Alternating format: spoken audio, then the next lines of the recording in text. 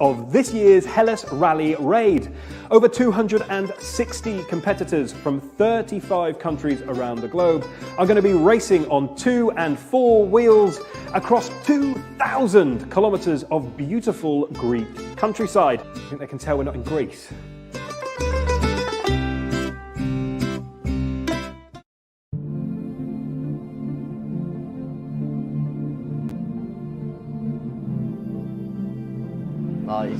I don't know, it's hard to describe it. You just sort of, it's upsetting. A lot of work and prep, a lot of late nights have gone into the car, and just to see it end up the way it did was very soul destroying. But yeah, obviously we're all passionate here, being a small family team, so it hurt a lot. It was a massive personal achievement for myself, the team, everybody involved. It's been a huge, huge effort. And then obviously, race 2 happened.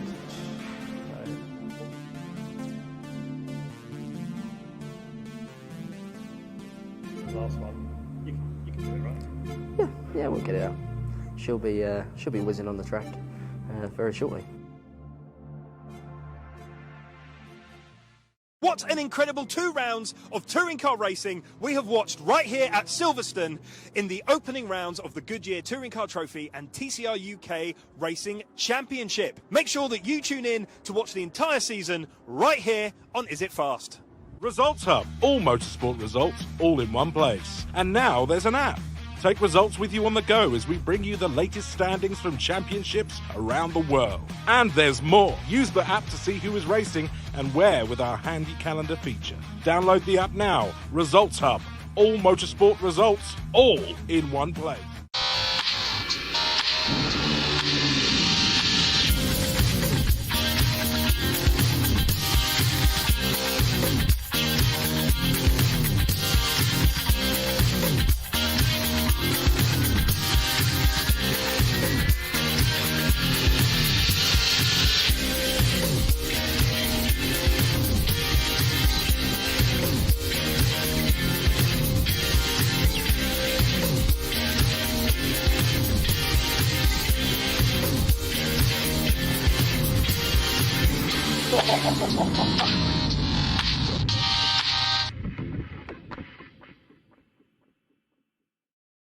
Hello and welcome to Is It Fast? The heat wave is upon us, summer has arrived, and we have another speedy chat with some of our favourite people. And today we are joined by a very special guest.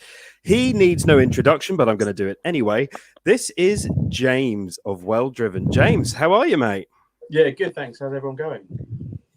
Not too bad. Not too bad at all. So James is the proprietor, the owner, the author, the writer of Well Driven, and we'll be sharing, well, a little bit about who he is, what he does, how he does it, and how he can help you get into the car of your dreams. There you go. There's quite no pressure, James. Yeah, absolutely. Not at all, none whatsoever. No, yeah, exactly. No pressure on that at all. And as per usual, I'm joined by other Stuart. Thank you very much, Stuart. Delighted to be here once again. Still not found another Stuart to replace me. Do you know what? To find Stuarts that are spelt in exactly the way that our Stuarts are spelt is remarkably difficult, let alone track one down and convince them to appear on the internet with me every now and again. So you would think it's easy, but it's not. So that's where we are with it. So it is certainly a niche market. And of course, once again, we are not doing this alone. Joining us on our motorsport and all things car journey is producer Alex. It was once said that producer Alex actually found his way to the bathrooms of the Witherspoons on the first attempt. Ooh, that was but a rumor. So there we have the story goes. There are many stories about producer Alex in Wetherspoons that we won't go into because this show doesn't go out after the watershed. So what have we got coming up on today's show? Well, aside from having a chat with Well Driven James about what it is that he does and why he is someone that you should take a very keen interest in, We are exploring the fact that Audi have given us a brand new hot hatch, kind of. The Paris Motor Show is back, and this has got to be a good thing, particularly because it gives me the opportunity to speak like this in a slightly xenophobic way. Valhalla, we can take you to Automotive Valhalla, apparently, and we talk about that crash, which has set the inter-Twitter sighting webs alight. It's been pretty well, let's be honest, pretty bad and pretty divisive, and we would be slightly more amiss if we didn't mention what happened at Silverstone at the weekend, and we have much more besides. So without further more ado, let's have a chit chat and share some opinions, first of all, about this. So this, ladies and gentlemen, is the brand new Audi RS3 hatchback and sedan. Well, there it is now. It was just roads before. So the Audi RS3, we've gotten used to it over the last few years. It's, of course, a very, very, very quick car.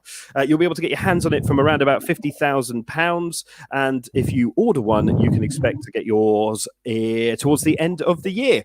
In the front, it's got a 2.5-litre turbocharged engine, 395 brake horsepower, which means you will get from 0, so standing, to 62 miles an hour in 3.8 seconds. They've tweaked, obviously, the outside to bring it into line with the rest of the Audi range. What do we think, guys? James, what do you reckon, mate? I promised myself I wouldn't be negative when I agreed to be on this, so I'm going to be. You've made it 7 minutes in, James. So yeah, crack on. I mean, yeah, it's another fast Audi that looks like the last fast Audi and looks very much like all the other fast Audis out there. And I look forward to seeing lots of them being driven on the road by people much, much younger than me. A lot more than I drive. Cool. Stu, what do you reckon, mate? No, I actually quite like it, despite the fact it's previewing in the same colour as the car you get in to go around Jurassic Park. It is like genuinely a hot hatch. I really like it. I think that like the single frame kind of grille thing they've got at the front is really cool. We've got the typical kind of sports suspension plus that they're going to offer you for it. They've described it inside as a digital cockpit. The interior picture of this thing is absolutely fantastic, and it's nothing but like a sea of carbon fiber. Yeah, James is absolutely correct that it does look like a lot of the other Audis, but you know what? We're going to see one later on. Kind of stick to what you know. Yeah, yeah. This is the thing. I think, do you know what? I agree with both of you. It's a nice motor vehicle for those of us devoid of any actual personality. I think that's. I'm going to go out on a limb. I like them. I wouldn't purchase one, but yeah, it is what it is, right? Hit the nail on the head right there. £50,000 will get you a lot of 5-year-old M4, something slightly more grown up. It didn't take you long.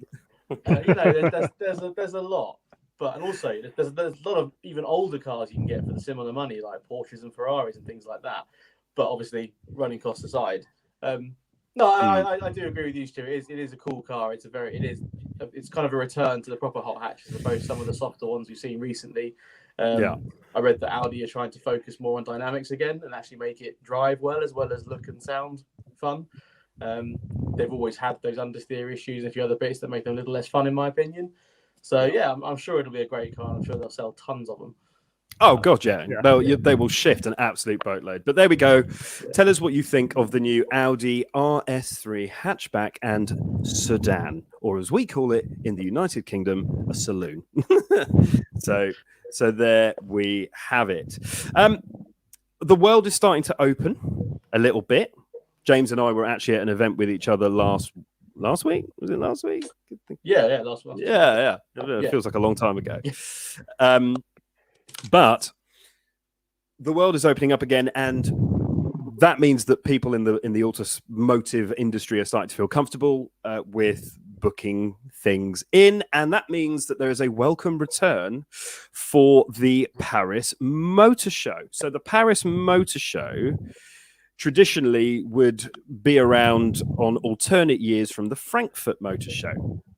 Obviously, it missed 2019 and 2020 and 2021. So it's back for the first time in around about 4 years. If you want to go as a general punter to have a look at what manufacturers are doing, you can't.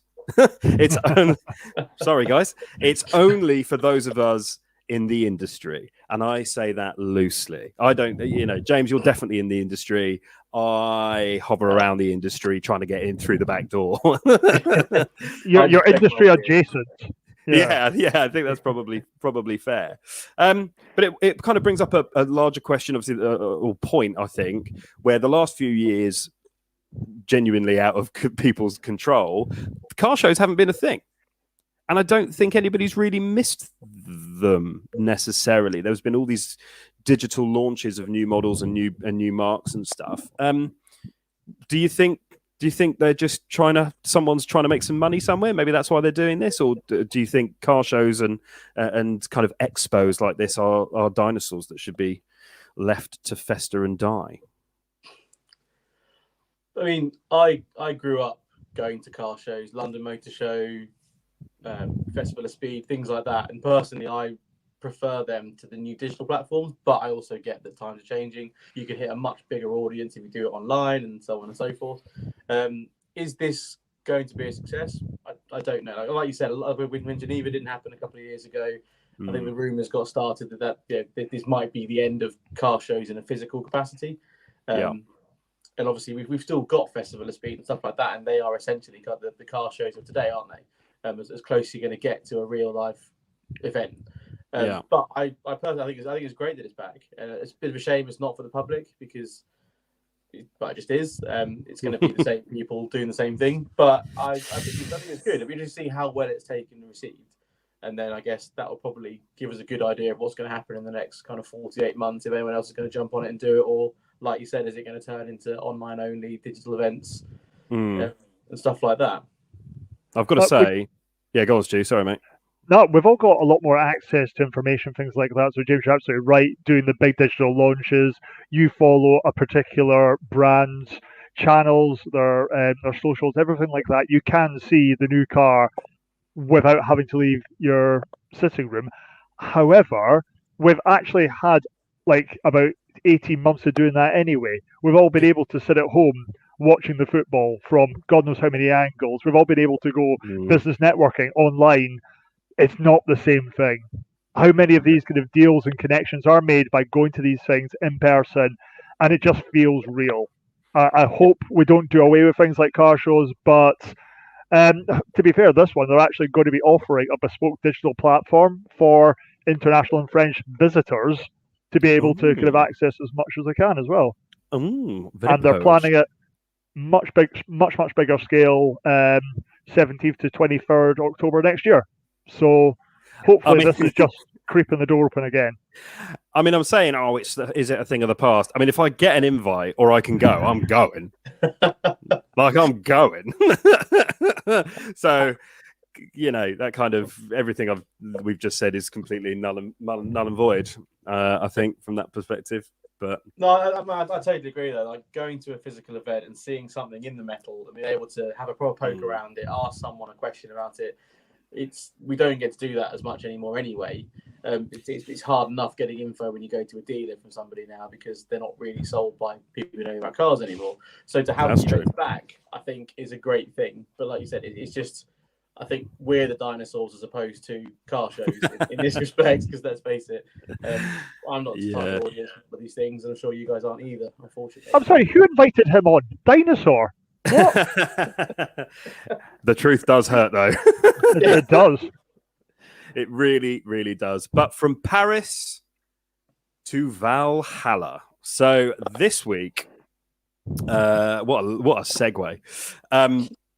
Aston Martin revealed this, and it is striking. But this is the Aston Martin Valhalla. It comes after the concept was shown a couple of years ago. It looks remarkably different to that car. So it now has just an AMG-derived engine in the middle rather than a Aston Martin specially created unit. It's basically out there to argue with, go in competition with the Ferrari SF90 Stradale, hybridized, crikey, that's easy for you to say, V8, revs to 7,200 RPM, 740 brake horsepower, 4-litre V8, and has an all-new bespoke 8-speed dual-clutch gearbox. It's going to be mightily expensive, but not as expensive as people thought, so you can pick one up for about £800,000. Yeah, I know, it's insanity. Bargain. Yeah, proper bargain. What do we think? I love it. I think it's refreshing. From working with Aston, seeing Aston in the past, I think this is a really cool new car from them. I love the fact they didn't go down the route of the V6 they were looking at doing. I like they've gone with a V8. There is a whiff of AMGs in the X1 that they're making in the looks. It's funny, it's going to have the same engine as well, and a few other little interesting bits there. But compared to the SF90, I'd have one of these any day. I think Aston are finally going in the right direction, where I think the Italians are possibly going the other way. And I mean, I think it looks great. I think it's a really cool car. Yeah. You know what? This one's really going to divide opinions. I'm with you guys. It almost looks like Aston Martin trying to do the McLaren, but in British Racing Green, and yet they've got it in teal, which is lovely. I do get it what you're saying about the diversify or die. We need to kind of change things up a little bit, things like that. And from the kind of the manuscripts that they're putting out with these, they talk about next generation models. That kind of suggests this thing's here to stay, or this type of vehicle. Not a bad thing, but is it why you buy an Aston Martin? I mean, they're definitely Aston Martin are definitely going into a whole new kind of field. They're saying there's going to be up to 10 models available by 2024 that people will be able to go out and buy. Obviously, they're having to diversify and or die. I mean, that's essentially where they're at with it at the moment. And yeah, long may it continue. I mean, competition's got to be a good thing, but. Tell us in the comments, what do you think of the brand new Aston Martin Valhalla? Sounds stupid. I'm going to be honest. If that's the one thing that I've just pulled up in the Valhalla. I mean, the Valhalla is, and do you know what? Right. I can't be the only person hearing Valhalla and immediately kind of getting Led Zeppelin in his head. Yeah, but this is what I don't understand about. It might just be me. Valhalla, very cool word. Very, you could use Valhalla in a sentence and doesn't matter what it's about, out any context, sounds really cool. Makes you sound a little bit like cool as well. As soon as you call it, I've just pulled up on the Valhalla. Get out, mate. Get in the sea. That's the only thing I've got. It sounds better than Valkyrie. Because if you say Valkyrie, some like 75-year-old imperialist in a safari hat. Just getting out the Valkyrie now. Yeah, that's true. The old desert cap. No, good point. Yeah, that's Oh no, I never thought about that. Okay, well I'm still sticking to my point, but point well made. It doesn't sound great, but it does sound better than Valkyrie. I'll give you that. I'll tell you what I do like about Aston Martin. Whenever you listen to anybody from Aston Martin talk about their range, they always call it in terms of how this. The thing about Valkyrie. The thing about Vantage, they don't call it, oh yeah, we've got a Vantage for sale, or we have a Valkyrie. They always call it kind of it's all on its own. I quite enjoy that. I find it's quite. Rolls Royce are the same. Yes, they are actually. I get letters saying we'd like to introduce to Phantom and to Ghost, yes, and stuff like that. So it's very interesting. It's really quite clever. I enjoy it hugely actually as a language thing. Anyway. That sentence was not talking about language. That sentence was not grammatically accurate. So there we go. Right. This is the moment. We might have to get serious. Who watched the Grand Prix at the weekend? Show of hands. Me, sir. I did. Yeah, pity peu. Did you see the incident? Yes. Yeah, it was pretty. I don't know. I mean, as incidents go, it was an incident. But for those of you who didn't, a lot of controversy. I'm going to ask you, chaps. What do you think of A, the incident, B, the penalty, and C, the aftermath? James, after you. After Yeah. you, I am not a voice of authority in this respect. So. Oh, well, I'm not either, but I just talk loud, so it's absolutely fine. I get away with a lot more. You know what? For me, Lewis has given like Max a bit of extra room on the track because he is overly aggressive. Lewis stood up to him, and literally they went kind of wheel to wheel with Max bumping the tires. There was no kind of yielding. Didn't leave Max didn't leave Lewis any room, and that's kind of what got him into the tire wall. Let's be fair here. Max Verstappen's no Boy Scout when he's out there. He is an aggressive driver. Mm-hmm. For me, though, I know they kept kind of banging on about it was the second softest penalty they could have given him. For me, I didn't think there was much of a penalty. Probably not. It's hard to do a job like that on £15 million a year. It would also make me salty. With a Spice Girl girlfriend, yeah, it's tough. With a Spice Girl wife, he locked Jerry down. For my view on it, when I am an F1 nose to a certain degree.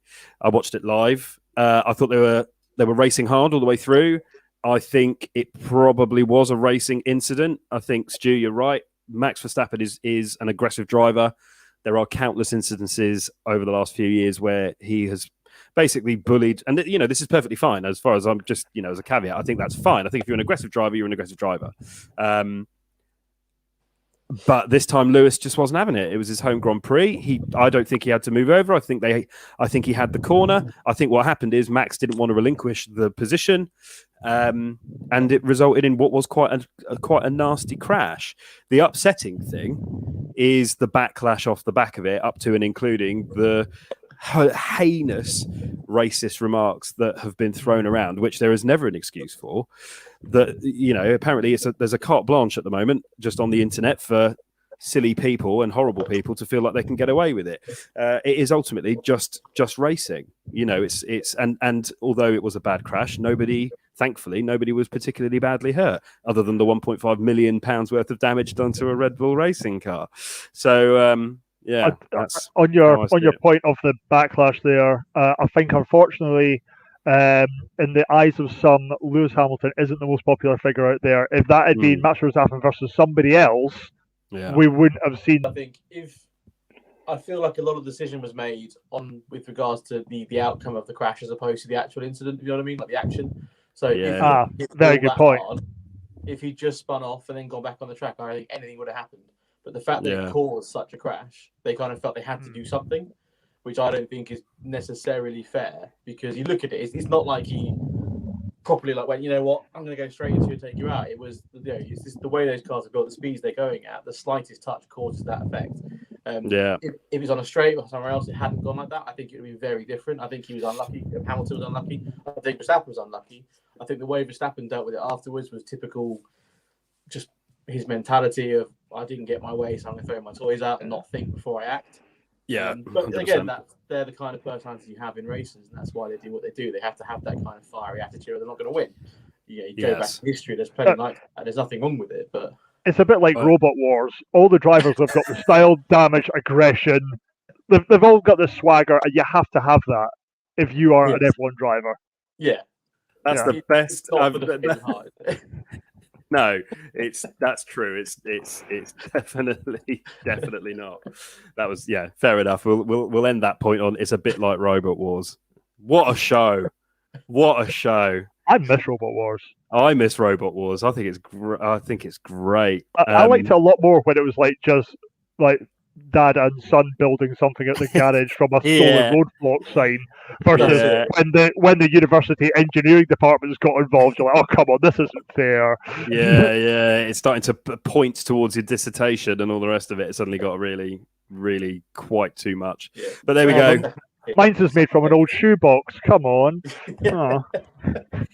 Hypno Disc was my favourite, if anyone's wondering. I like the one that was in a wedge shape with an axe on the top. That was. Oh yeah. I think the axe was kind of pointless, but it did look cool.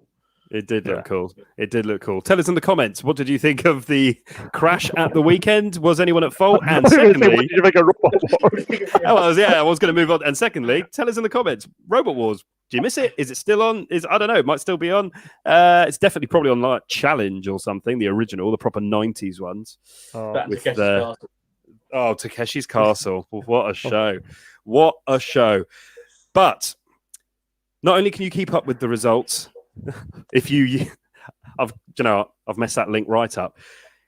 If you want to keep up with the results, there we go. If you want to keep up with the results of, say, for example, this year's Formula One World Grand Prix Championship, or maybe even Robot Wars, maybe that'll be added one day, then you need to go and download Results Hub. All motorsport results, all in one place. And now there's an app.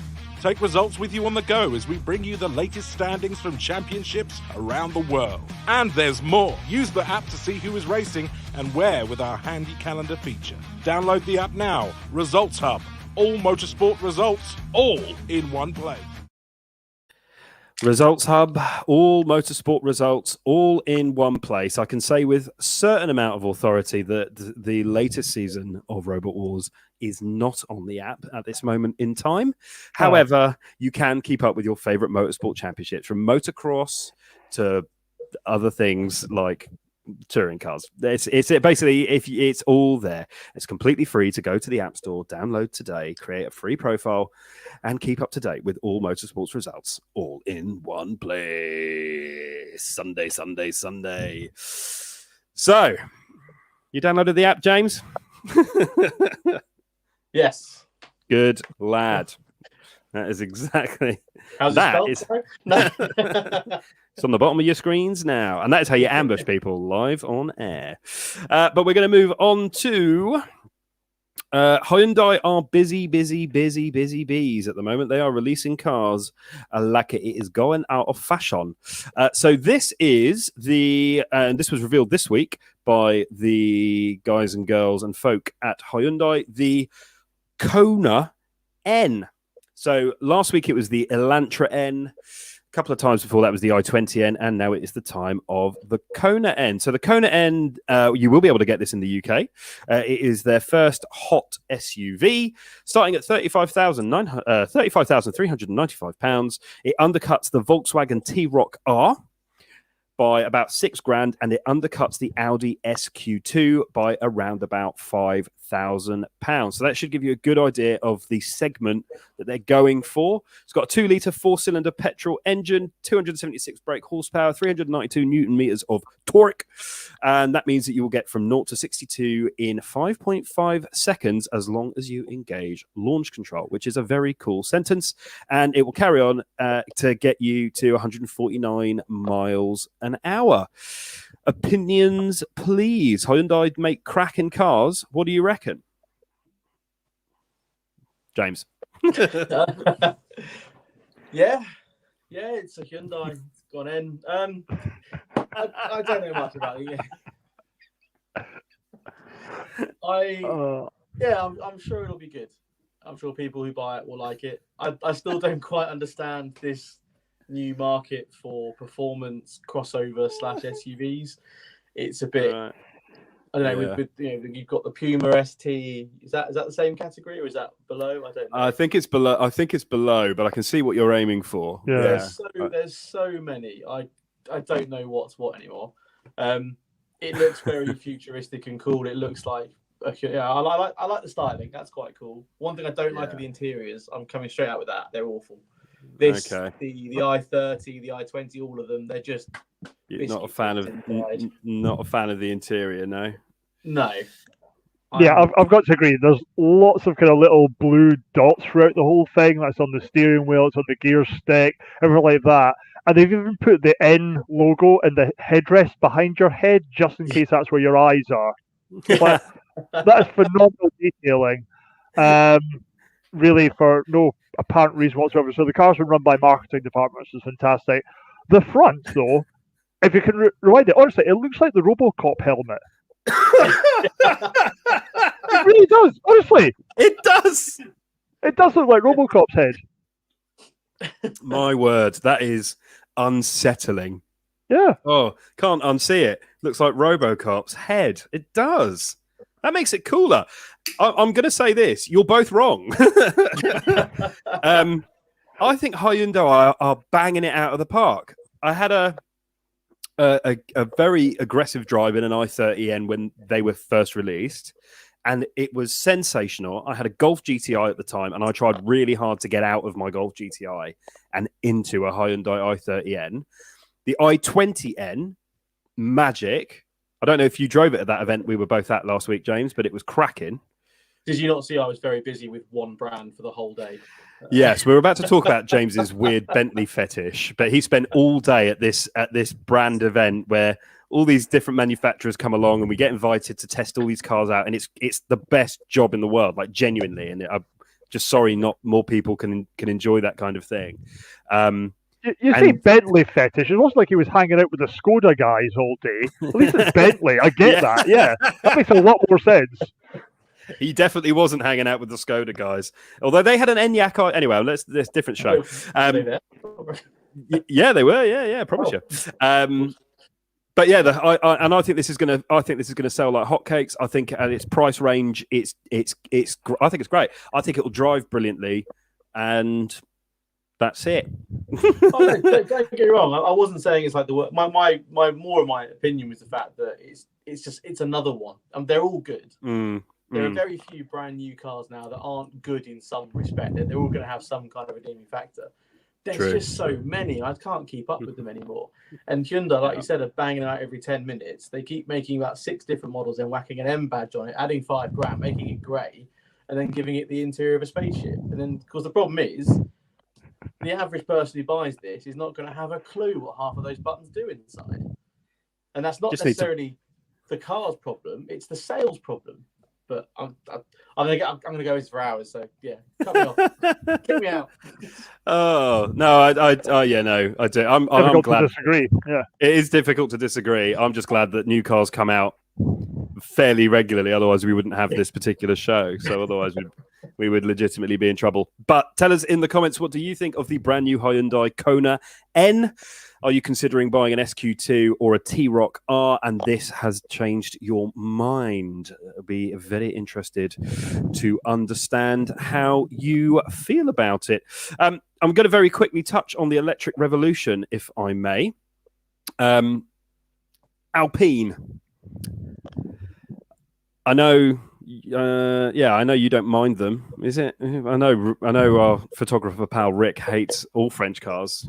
With a fiery passion. But Alpine, it was announced a little while ago that Alpine are going to go fully electric across the brand 2024. And so they showed basically this is a electric Renault 5 that they're going to rebadge as an Alpine. Which is pretty cool.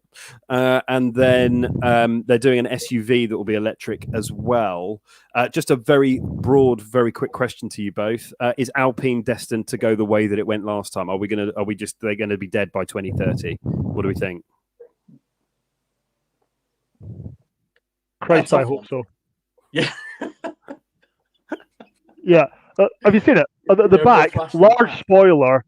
And here's another large spoiler. It looks bloody terrible. If I actually get stuck in the Alpines in that car, I don't want anyone to come and rescue me. Like the little dog with a barrel of rum or whiskey around his neck is going to come and laugh at me if I'm stuck in that thing in the mountains. Okay. I love Alpine. I like the A110. I think it's a bit of a shame that they're going fully EV without really finding their petrol legs again. That's my problem. Yeah, they're very short-lived with the petrol side of things. The 110 and out. That was it. They tried it. Yeah, 110. What a car! I know that the interior is basically just from the Renault parts bin. I get that, but one of the best cars I've ever driven. Do you not think its back end is too long? No. Yeah, but you're wrong. What I do think, I mean, it's quite lengthy. What I do think is I think the engine is mounted ever so slightly too high, and it makes it a bit squiggly at over 120 miles an hour, allegedly. It's always tough introducing a new car into a very specific category where you've got very loyal buyers. So you've got in that category you've got the Cayman and Boxster. Pretty much it. Or Agora. And people who buy them will keep buying them for the rest of their lives. So to try and get them out of it's quite a tough game. So I think that's probably why they're not doing it anymore. But yeah, fair play. It was a very ballsy move to take on that category. But there we go. Tell us in the comments, do you think Alpine is destined to hit the dustbin of car manufacturers once again? Because they've been driven from the abyss already before. But we have got James on Is It Fast? And there's a good reason why you're on. Not only do you have extraordinary opinions and knowledge on the motor industry, which I appreciate, but you're an award-winning writer. I am. You are an award. In fact, we met as being part of the same award category. You won, and Is It Fast didn't. But I don't hold that against you, even though it was 3 years ago, and I mention it at every opportunity. I was going to say just about every time, yeah. Every single opportunity. But in all seriousness, Well Driven has just gone from strength to strength to strength to strength. So for those people who are watching this live and later on, what is Well Driven and what are you up to? It's very interesting. Thank you for the introduction. I appreciate that, and also nominated again for another award. Just throwing that in there. Yes, actually, that's true. Yes, go and vote. Everyone, genuinely go and vote. Is it the Infinity Awards? Is that the one? Yeah. I think the awards are in August, so we'll see how that goes. Nice, you should definitely win that. Well, we'll see. You're the best one in the category by a country mile. I'm the only one, I think. So. But Well Driven, it started off in a hotel room in Bristol, which sounds ominous. Just where I started writing about cars. I've been doing it for about 10 years now overall. And then obviously as things have happened, the world has changed, other things happen, I've had to kind of diversify it and turn it into a full-time thing as well as a blog that I enjoy talking about cars in. So most recently we launched a consignment service back in October of last year, due to a multitude of reasons, one of them being a gap in the market that we spotted during the pandemic, the other one being redundancy and therefore the need to, survive. It will do that, yes. Yeah, so it's been that side of it's going really well. So with regards to the website as a whole, it's still a blog fundamentally that I still write about cars, I still review cars, I'm still getting cars in and doing my thing with that. But on the other side, I also help people sell and market their cars, basically. We run, it is what it says. It's a consignment service. We advertise vehicles on private individuals' behalves, and then we introduce them to sellers in return for a pre-agreed fee, basically. Started in October, and earlier on this week, we celebrated our 150th listing. That you can see at the top is a very special LaFerrari Aperta. Of all cars. Yeah. I think our 100th listing was an F40 as well. So there's been some very, very cool cars in there. Little interesting fact for you: we currently have just over £11 million worth of listings. And over half of that is just in 4 cars. I think 6 million of it is 4 cars alone. So I can see that. It's been brilliant. It's been a really fun, if not terrifying journey, but it's still very early days. I've only been saying 10 months it's been going now, and every day we're just looking at growing, selling more cars, getting more cars in, meeting people, working with collectors, working with other companies, and it's just it's great. We've now branched off to other countries, so a lot of our stock, especially the more high-end stuff, is in Italy and mainland Europe, which gives like a bit of extra edge there. And our whole thing is trying to be a bit different about car sales, because the moment car deal is a bit of a dirty word. People have got their own ideas of what they think of them, and they're probably right. And I just want to kind of take that, sleazy, shiny suit salesman attitude away from it and go back towards the enthusiast and passionate side of cars, and then and kind of pass that on to buyers and sellers. Very succinctly put. I enjoyed that. There are just some fantastic cars. On this, there really is. Just as we're scrolling through here, every one of them is an eyebrow raiser, or you're going ooh, or oh wow, it just has the real wow factor. and Yeah. keeping it nice and simple here for people to go on, cruise, and enjoy as well. And obviously buy, which would be fantastic as well. Yeah, I've got. Yeah, it's incredible. I've got to say, there's a bit of an issue because obviously I've been a fan of yours for a long time. We've been speaking for a fair few years and all the rest of it, and that's all great. Then when you started doing this, we've started to encounter a problem because more often than not, you have something that I would like to buy, but I don't have the money. I've got to say, congratulations on getting a LaFerrari on there. But some of the stuff, mate, is just. You've got to be, and this I regularly send people your way where I can. It is honestly just what you have in stock is ridiculous, like legitimately. Well, bloody done. No, thank you. Indeed. But and again, it's one of those things that we're very selective. So I have a partner in this. I keep saying we. It's not like the royal we. I've got a partner who does this with me. He's much more of the sales side than I am. To be honest, I'm just a pretty face at the front, and what a mistake that was. No, you are pretty. Don't say that. But no, we're very selective about who we work with, the kind of cars we bring in. And you can probably see there's a bit of a theme to the stuff we have. We go for kind of young timers and modern classics a lot of the time. We also got a lot of older classics. We for some reason have got a lot of E-types, for instance. Don't really know how or why put in them, but we've got quite a few of them, and we've sold a couple as well. But yeah, so we when we meet the customers who want to sell their cars, we have very long conversations with them to make sure they're not the kind of person who's just flipping a brand new 911, for instance, because they got a space on the build slot or something like that. We look at people who've owned the cars for a long time. They've looked after them. They've got full history. I mean, we've got one on here. I think it's a 1980s 944 that's got like 4,000 miles on it, and it's been a one owner from new. It's just been kept in storage, and it's just stuff like that is much nicer than cars that have got 20 owners that are only 10 years old and stuff. And the same with the buyers. We really kind of feel them out to make sure that they're serious, they're going to look after the car, and hopefully when they come to pass it on, it comes back to us anyway. There you go. I think that's the right way to go about it, particularly with these types of motors. That you basically the owners of these cars, be them the people that are currently using your consignment service, or they're about to buy from your consignment service, the types of motor cars that you have in stock, you become a custodian rather than an owner at this point, right? You are merely looking after the car until it is time to be enjoyed by someone else, because that's they're not no disrespect to Ford Fiestas and Honda Jazzi.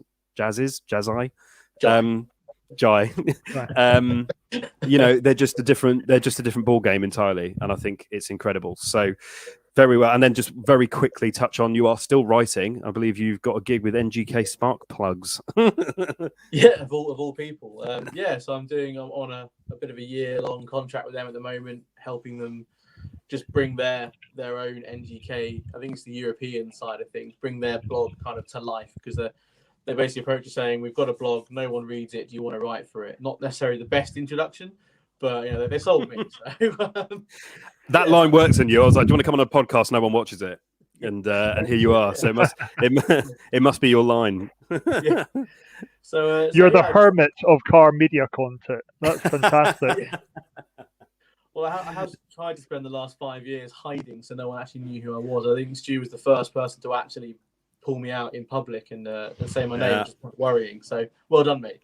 You've got my face out there. But you're welcome. Welcome to the world of narcissism. Yeah, you can tell I'm really, really embracing it with all the makeup and haircuts and all this stuff. But no, the NGK stuff's really fun. It's a bit more.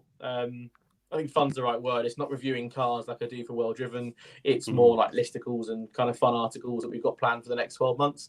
Trying to tie in some of their products in there as well, which will be interesting. Yes. But yeah, we've got some buyer's guides coming out for them and stuff like that too, which I'll probably link through to my website, because it'd be quite interesting for the consignment side as well. But that's been good fun working with them. Hopefully we'll do some more stuff for them in the future, but we'll see. Perfect.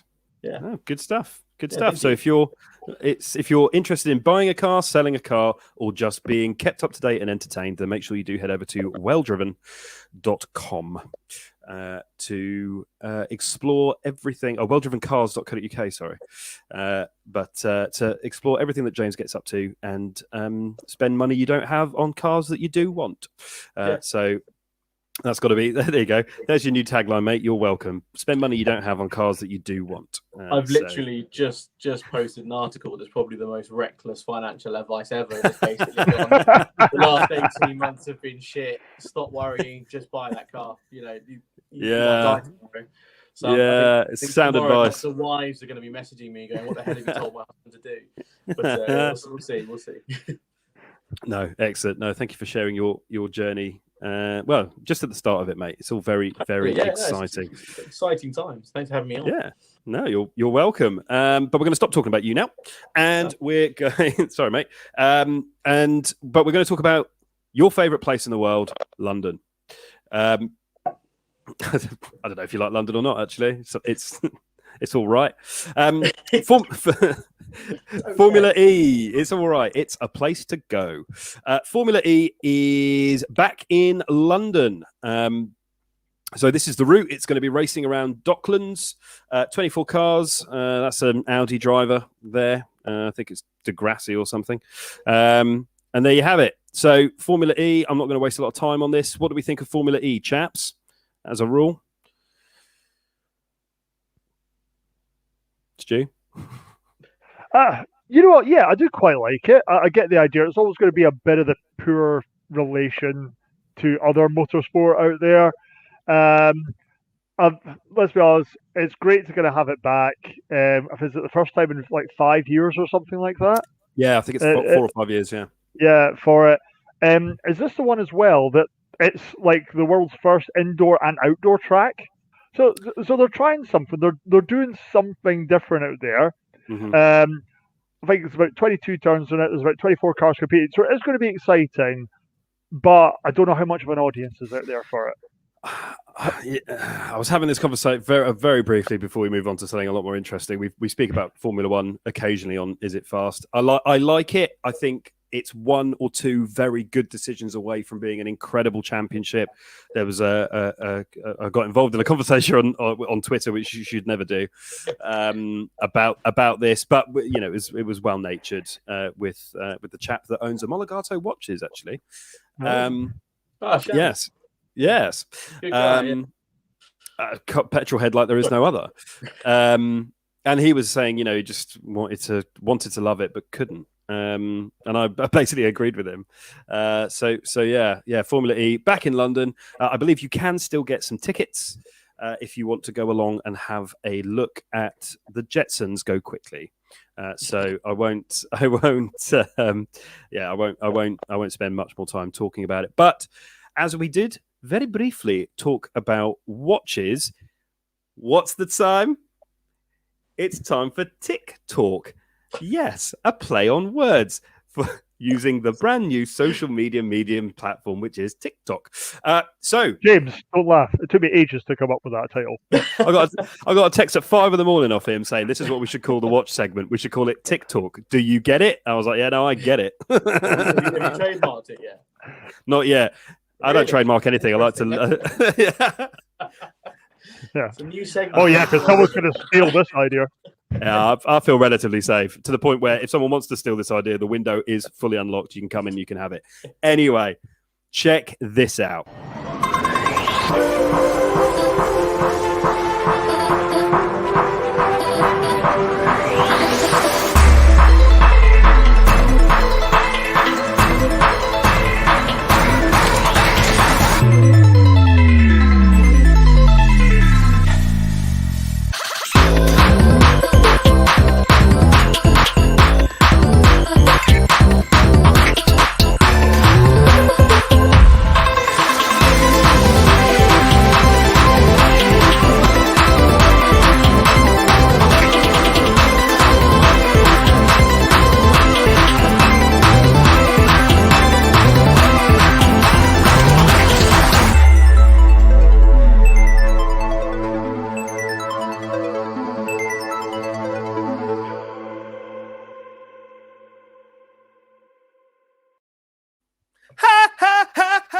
Color, watch, noise, music, watch. Whoa, should have let a warning out before I played that. What a piece of film. That is, I'll be honest, I didn't actually watch it all the way through before. That took me by surprise. That is the new partnership between Tag Heuer, hugely respected manufacturer of watches, and Nintendo. So this will be no surprise. This is the Super Mario watch. It will cost $2,150, and it's limited to 2,000 units. What do we think of that? Very briefly. No one who wears it's going to buy it. That's a watch that's going to be bought by collectors, put in boxes, and either flipped on one of those reseller sites that everyone's making money from trainers now, or just put in a collection, because no one spends $2,500 on a smartwatch. You buy an Apple Watch and you get yourself a Formula One tag. Yeah. If you're going to wear them, that's gimmick central, isn't it? I know Tag have done them in the past with other people. They've got a few artist specials that are quite jazzy and exciting, but I think how badly did the first of their connecting watches flop before they had to completely redo it? I know. Is adding a nostalgic Nintendo game character on it going to completely revamp that? Call me skeptical, but well, funny actually, the very reasons that you say it's absolutely ridiculous are the reasons that I want it. I've been suckered in. I am drinking the Kool-Aid here, guys. I've been critical in the past of kind of the big watch names like Tag going down the smartwatch route, because exactly what you said.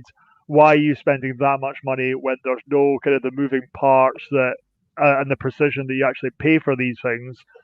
But this is actually amazing. I grew up playing the NES, the N64, and I can think of nobody better than everybody's favourite plumber to kind of go out there and get my arse motivated. I think it's fantastic. It is a glorified Fitbit, but I don't care. Some of the face options on it are fantastic. They've got the classic game look. But you say that, who's gonna buy it? It's sold out. Yeah. You cannot get one now.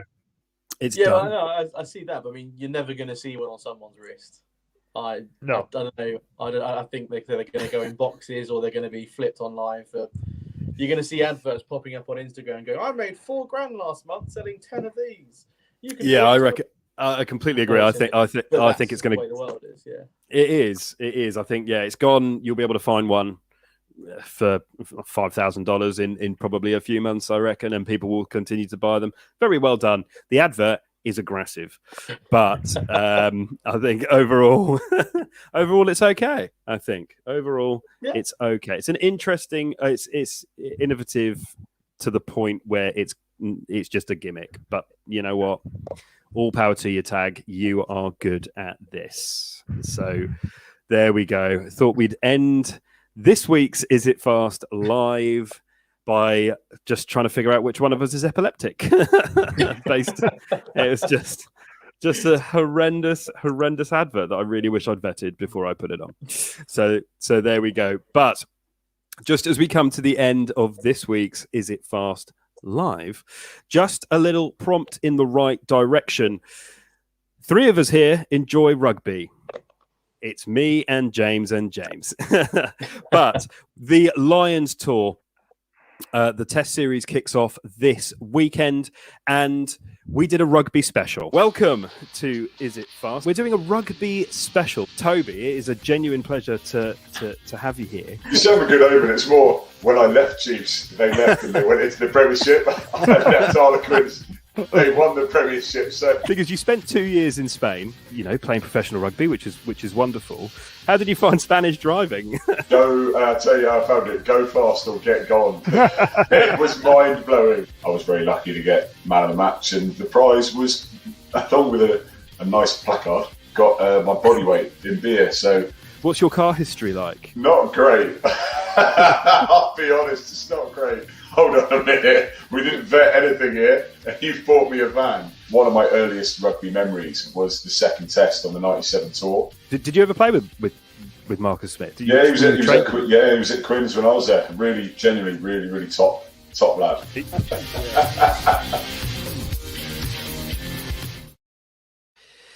That's Toby Freeman there, ex-Chiefs, ex-London Scottish, Harlequins, a league winner in Spain. He has played professional rugby for 14, well, just finished playing professional rugby for 14 years. That special will be out on Friday at 6:30 to celebrate the fact that the Lions, well, the first Lions test, it's the second Lions test, let's be honest, that will be coming on. So thank you very much once again to Toby for joining Stuart and myself for that. And I would recommend it, not just because it's my job to recommend programming on Is It Fast, but also it was a rip-roaringly good laugh. He was a really nice guy. So there you go.